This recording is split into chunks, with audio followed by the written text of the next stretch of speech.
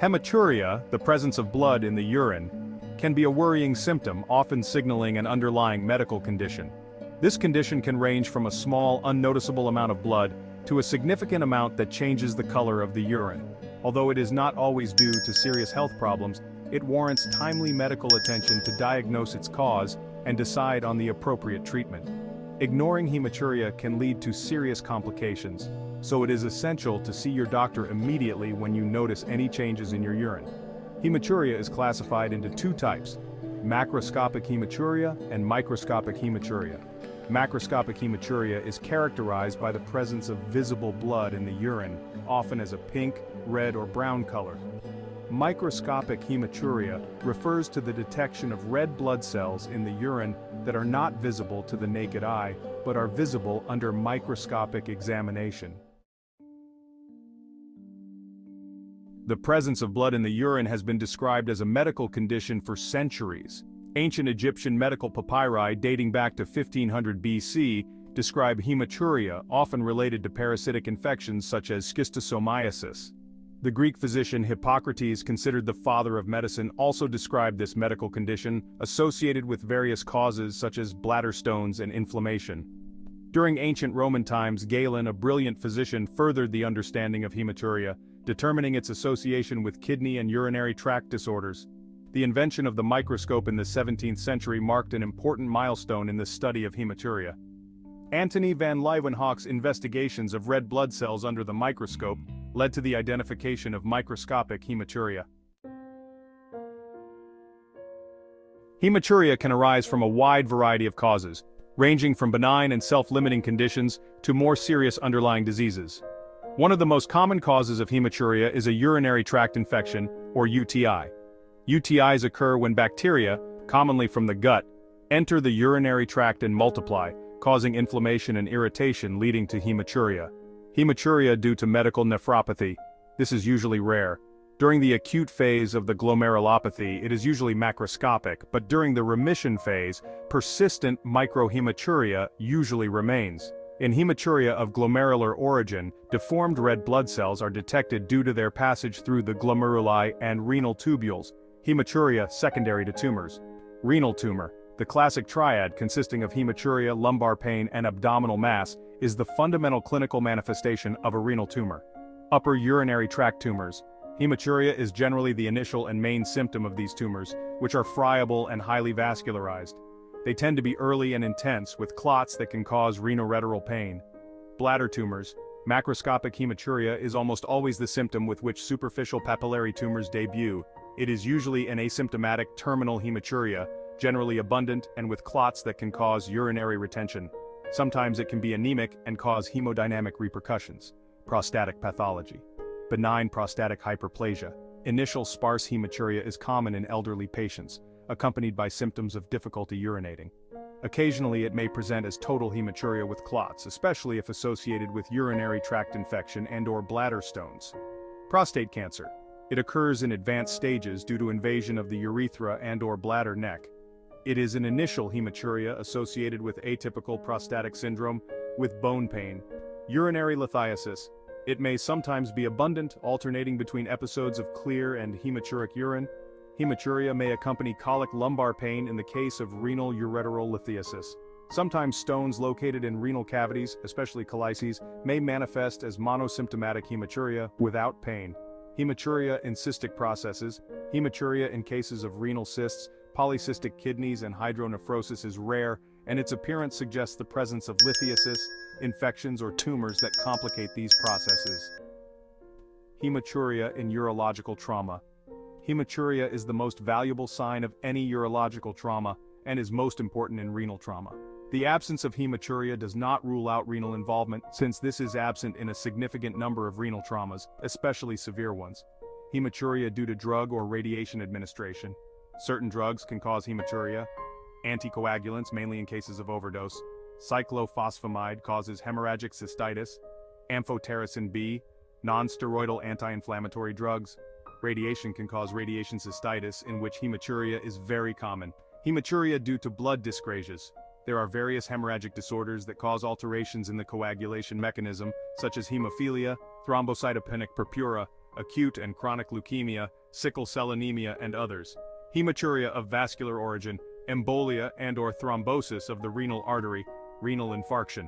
Renal vein thrombosis, frequent in children, almost always secondary to dehydration.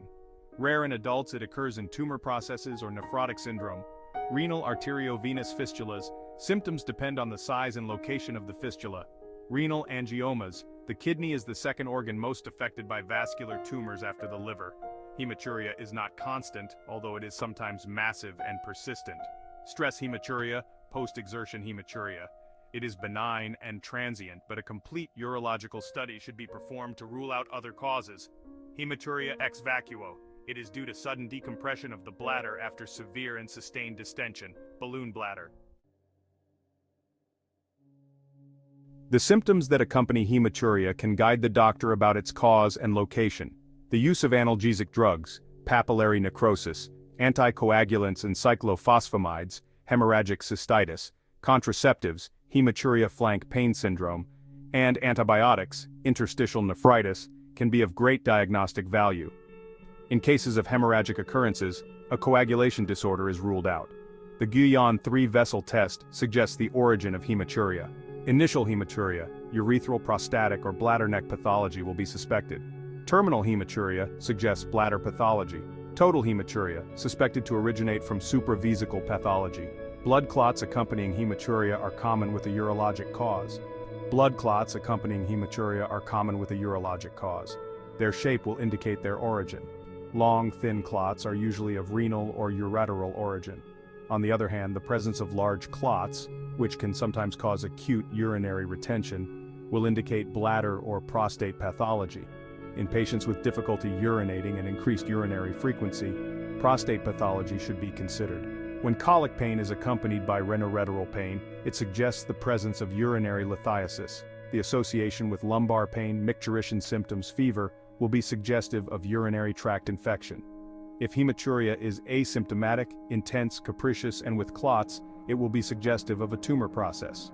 Differential diagnosis. Pseudohematuria or false hematuria is produced by exogenous or endogenous pigmented substances that color the urine. This differentiation is made by microscopic study of the urinary sediment, which will demonstrate the presence of red blood cells or pigments. Foods, beets, mushrooms, blackberries, drugs, laxatives with phenolphthalein, inandionic anticoagulants, ibuprofen, cytostatics, adriamycin, L-dopa and methyl-dopa, phenothiazines, nitrofurantoin, rifampicin, sulfonamides, antimalarials, metronidazole, azathioprine, endogenous pigments, myoglobin, hemoglobin, porphyrins, bilirubin, urates. Elemental analysis of urine, blood count and coagulation, general biochemistry to evaluate kidney function. Urine culture will demonstrate the existence of urinary infection. Urine cytology will be indicated when urothelial tumor is suspected. Chest X-ray and simple X-ray of the urinary system provides information on the presence of pulmonary masses, tuberculosis or metastasis, abdominal masses, occupation of the retroperitoneum, increased kidney size, and radiopaque images suggestive of lithiasis in the renoreteral or bladder tract. Urological ultrasound. It will give us information about the existence of stones, tumors, and urinary tract obstruction. Doppler ultrasound. It may be useful for diagnosing renal vascular pathology as a cause of hematuria. Intravenous urography. It shows the existence of renal masses, presence and location of lithiasis, filling defects in the urinary tract, dilatation of the excretory tract, presence of bladder diverticula, and increased prostate volume.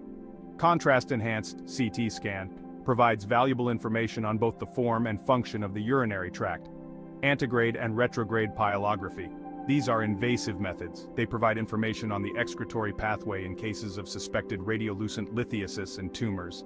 Magnetic resonance imaging, MRI, indicated in the study of renal masses. Renal arteriography provides information in the study of tumors, renal infarcts or arteriovenous fistulas.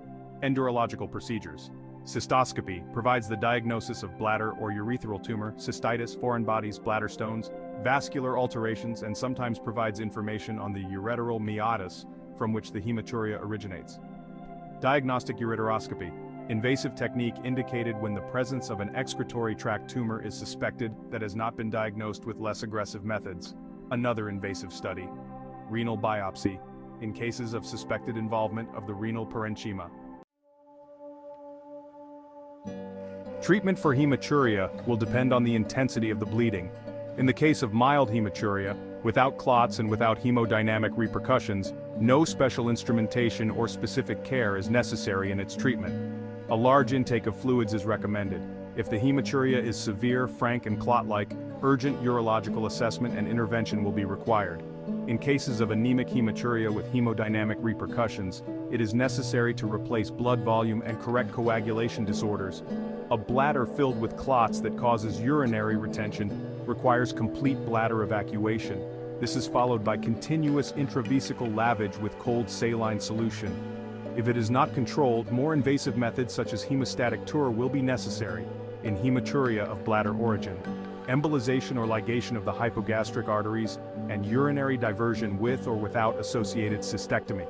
If the anemic hematuria originates from the upper urinary tract, an aggressive treatment such as renal artery embolization or even total nephrectomy will have to be decided if the hematuria cannot be controlled with less invasive methods.